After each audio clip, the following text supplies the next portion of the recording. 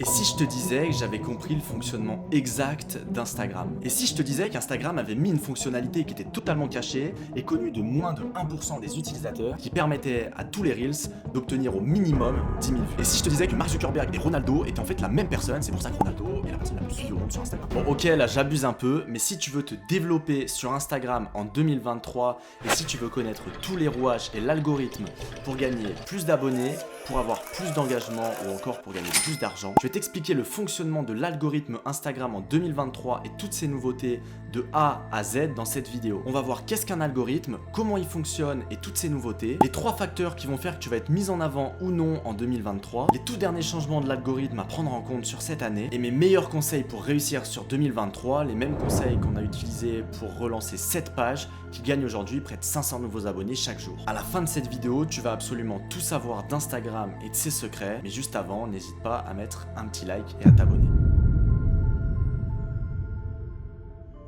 On est dans une économie de l'attention. Et le but des plateformes, notamment des réseaux sociaux comme Instagram, TikTok ou encore Snapchat, c'est de capter un maximum votre attention pour que vous passiez un maximum de temps sur la plateforme et que eux gagnent un maximum d'argent derrière pour monétiser ce temps-là en mettant des publicités. Et dans l'optique de vous faire passer un maximum de temps, parce que plus vous passez de temps, plus ils peuvent vous mettre de publicité et plus ils gagnent d'argent, il y a des personnes qui sont aujourd'hui payées des millions d'euros pour analyser concrètement comment vous fonctionnez, comment votre cerveau fonctionne, faire en sorte que vous voyez le bon contenu au bon moment, faire en sorte que vous soyez comme addict à la plateforme pour que vous restiez certes un maximum de temps, mais surtout pour que vous y reveniez régulièrement. Comme un drogué qui aurait besoin de son shoot de dopamine, et dans cet objectif-là, ils ont mis en place un algorithme. L'algorithme, il va simplement montrer le bon contenu aux bonnes personnes. Pourquoi ils vont faire ça? Imaginons qu'une personne adore les motos, mais toute la journée, on lui montre des vidéos de chats, et ben elle va très vite quitter la plateforme parce que ce qu'elle va voir, ça sera pas du tout en adéquation avec ses centres d'intérêt et ce qu'elle a envie de voir.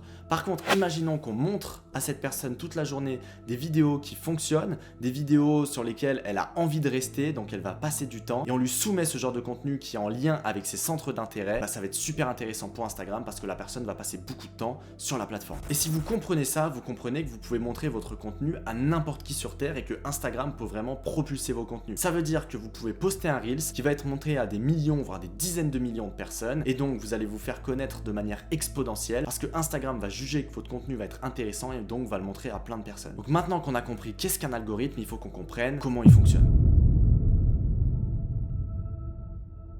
L'algorithme, il va mettre en avant des publications et il va principalement les mettre en avant sur votre feed Instagram. Vous savez, quand vous allez sur la plateforme, c'est ce que vous voyez au début où vous voyez les publications de vos amis, etc. Sauf que depuis mars 2022, ils ont ajouté différentes fonctionnalités et le feed a changé, ce qui permet de visualiser un petit peu comme on le souhaite. Vous avez le feed par défaut où vous avez le contenu des personnes que vous suivez qui est mis en avant par ordre d'importance. Ça va pas être le plus récent comme ça l'était juste avant, du plus récent au plus ancien, ça va être le contenu qui est le plus susceptible de vous intéresser. Ça veut dire que même si une personne vous suit, ça se trouve, elle ne verra jamais votre contenu si le contenu est considéré comme pas du tout intéressant. La deuxième façon de voir le feed, c'est sous format suivi, où vous allez voir chronologiquement les posts de vos amis. Donc là, ça sera du plus récent au plus ancien, uniquement sur les personnes que vous suivez. Et le dernier, ça va être favori. Vous pouvez mettre des créateurs de contenu en favori, et pour ne pas louper leurs posts, vous pouvez mettre le petit onglet favori et voir uniquement vos créateurs de contenu préférés. Nous, on va plutôt se concentrer sur le premier feed, le feed par défaut, parce que c'est là où la plupart des personnes vont passer du temps. Et il y a deux choses à prendre en compte sur ce feed. Certes, vous allez voir des publications de vos amis,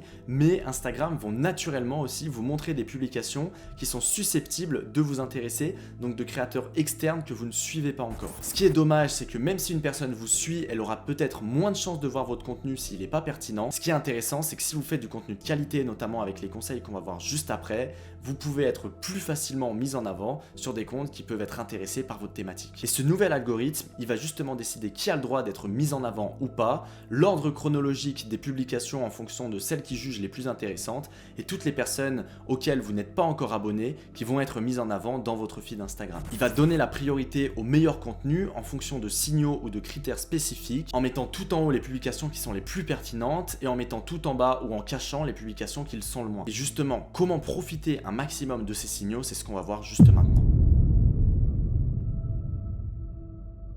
Alors là, vous pouvez vous demander quels sont ces signaux qui vont faire qu'on va être mis en avant par Instagram ou non. Et des signaux, des facteurs comme ça, il y en a principalement 3. Le premier et le plus important, c'est la relation avec l'utilisateur. Si un utilisateur a interagi avec une grande partie de vos contenus passés, que ce soit des photos, des vidéos, des reels ou des stories, et ben il aura beaucoup plus de chances de voir tous vos contenus futurs. Instagram va déterminer que vu que vos précédents contenus l'ont intéressé, les nouveaux contenus devraient l'intéresser. C'est pour ça qu'avoir une bonne relation avec son audience, être régulier et faire en sorte sur chacun de ses contenus d'avoir un maximum d'interaction va permettre de garder une communauté forte, soudée et de créer un effet boule de neige où vous allez fidéliser tous vos abonnés au fur et à mesure. Le deuxième, c'est par centre d'intérêt manifesté par l'utilisateur. Si l'utilisateur en face de vous regarde tout le temps des vidéos de cuisine, de repas, etc., alors il aura beaucoup plus de chances de voir vos contenus si vous faites de la cuisine, des repas, etc. Et Instagram vont juger les centres d'intérêt des utilisateurs pour mettre en avant votre contenu. C'est pour ça que si vous êtes dans des niches qui sont quand même assez grand public, comme de la cuisine avec des contenus qui peuvent être assez viraux, comme des voitures ou peu importe la niche, et ben vous avez du contenu qui va potentiellement toucher beaucoup de personnes. Si par contre vous aidez les musiciens qui font de l'accordéon à mieux accorder leur instrument de musique, et ben là vu que vous êtes dans une micro niche et que vous faites quand même du contenu qui va s'intéresser qu'à un type spécifique de personnes, ça sera beaucoup plus difficile d'être mis en avant avec ce type de contenu. Et le troisième signal, ça va être la pertinence de la publication. Plus elle sera qualitative, plus elle sera bien au niveau montage, elle a une bonne accroche, on a envie de rester sur cette publication, etc. Et ben plus cette publication sera mise en avant. Et d'ailleurs j'en profite, si ce n'est pas encore fait et si la vidéo vous plaît, n'hésitez pas à liker directement cette vidéo, ça aide pour le référencement et ça fait toujours plaisir. Bon, maintenant qu'on sait ça, qu'est-ce qui va changer concrètement sur 2023? Déjà, la première chose, c'est que Instagram vont passer de à peu près 15-20% à 30-40% de contenu recommandé sur notre propre feed. Ça veut dire qu'on va avoir de plus en plus du contenu qui ne va pas être produit par des créateurs qu'on suit déjà, mais par de nouveaux créateurs. Donc il y a tout un marché à aller chercher, comme TikTok, pour aller toucher une audience beaucoup plus large et pour aller toucher d'autres personnes. Et ça fait aussi comprendre que vous devez avoir une forte relation avec votre audience, parce que si elle ne s'intéresse pas à vos contenus seront de moins en moins mis en avant, et donc certes vous pouvez avoir beaucoup d'abonnés mais derrière avoir peu d'engagement. La deuxième chose, et ça c'est pas un secret, c'est que Instagram vont favoriser les Reels plutôt que le contenu infographie, photo, etc. Et donc vous pouvez vous en servir pour être mis en avant, notamment si vous produisez du bon contenu et si vous arrivez à vraiment comprendre comment toucher votre cible, comment leur parler, Instagram va vous mettre en avant devant cette cible là et donc vous allez pouvoir développer votre compte beaucoup plus rapidement. Et la troisième chose, c'est qu'Instagram veut prioriser les créateurs de contenu originaux et non les reposts, etc. Sachant qu'aujourd'hui, une grande partie du contenu qui est publié sur Instagram, c'est soit du repost qui est repris sur d'autres comptes, soit des citations ou soit des choses en fait qui ne demandent pas vraiment de création, etc. de la part des créateurs de contenu. Donc Instagram veut vraiment mettre en avant cet aspect création-là et donc favoriser tous les créateurs de contenu. C'est pour ça que je vous invite à favoriser un contenu unique que vous créez et donc ne pas avoir peur de sortir des codes.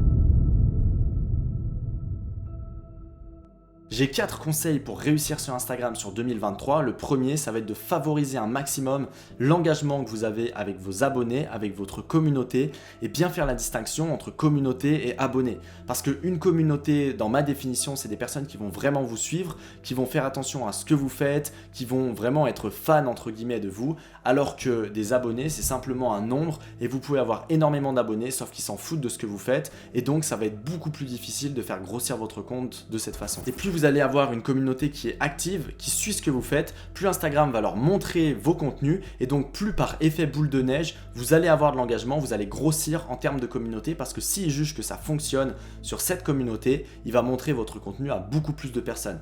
Pour ça, vous pouvez favoriser différents points comme créer du contenu qui intéresse votre cible forcément, bien penser à répondre à tous vos commentaires, vos DM, etc.